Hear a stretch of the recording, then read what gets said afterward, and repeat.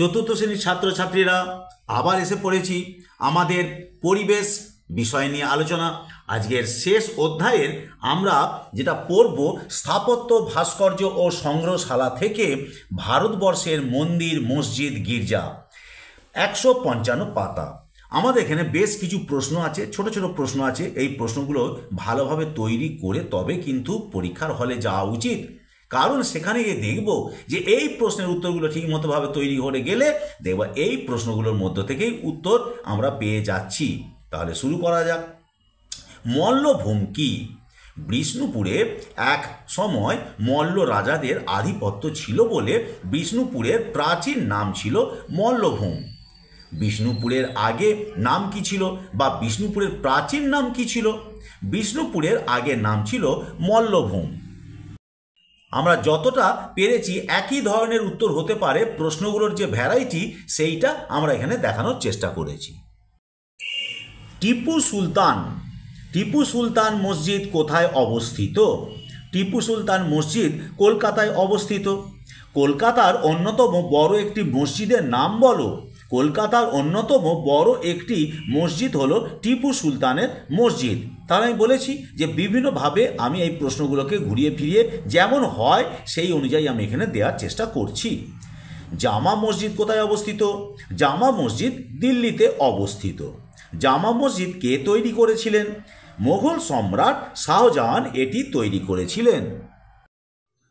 কোণারকের সূর্য মন্দিরটি কোথায় অবস্থিত? কোণারকের সূর্য মন্দিরটি ওড়িশা রাজ্যের পুরীতে অবস্থিত। সূর্য মন্দিরটির কাছে কোন সাগর অবস্থিত? সূর্য মন্দিরটির কাছে বঙ্গোপসাগর অবস্থিত। সূর্য মন্দিরে কতগুলি চাকা আছে?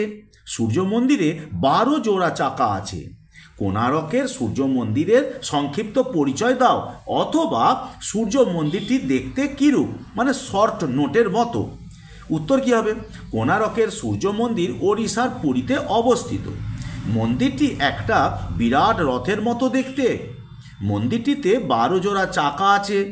এই মন্দিরের দেয়ালগুলিতে কারুকার্য ও নানান মূর্তি খোদাই করা আছে।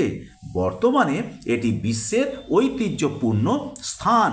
এইভাবে শর্ট নোট লিখতে হবে। এর পরের অংশে যাই আমরা। ব্যান্ডেল চার্চ কবে নাগাদ তৈরি হয়েছিল? ব্যান্ডেল চার্চ 1660 খ্রিস্টাব্দ নাগাদ তৈরি হয়েছিল। পশ্চিমবঙ্গের সবচেয়ে পুরানো চার্চ কোনটি? পশ্চিমবঙ্গের সবচেয়ে পুরানো চার্চ হলো ব্যান্ডেল চার্চ। দেখো, প্রশ্ন অনেক রকম হতে পারে, উত্তর দেখো একই। সেই প্রশ্নগুলোকে আমাদের চিনতে হবে, জানতে হবে। চার্চ এর অপর নাম কি? চার্চের অপর নাম হলো গির্জা। ব্যান্ডেল চার্চে কি দেখতে পাওয়া যায়? এখানে যিশুর জীবনের গল্প পুতুলের মাধ্যমে ফুটিয়ে তোলা হয়েছে। এবার আমাদের শেষ প্রশ্ন, টিকা লেখো ব্যান্ডেল চার্চ। ব্যান্ডেল চার্চ সম্বন্ধে তুমি কি জানো? উত্তর, পশ্চিমবঙ্গের সবচেয়ে পুরানো খ্রিস্টান চার্চ হলো ব্যান্ডেল চার্চ। এটি আনুমানিক 1660 খ্রিস্টাব্দে তৈরি হয়েছিল। চার্চের অপর নাম গির্জা। এই চার্চ হুগলি নদীর তীরে কলকাতা থেকে 40 কিলোমিটার দূরে অবস্থিত। এটি ব্যান্ডেল থেকে 2 কিলোমিটার দূরে অবস্থিত। এখানে যিশুর জীবনের গল্প পুতুলের মাধ্যমে ফুটিয়ে তোলা হয়েছে। বিভিন্ন অঞ্চল থেকে মানুষ এখানে দর্শন করতে আসেন। তাহলে আমাদের টিকাটা হয়ে গেল। আর এরই সঙ্গে আমাদের আজকের অধ্যায় যে টুকরো অংশ, এই অংশটা আমাদের পাঠ হয়ে গেল।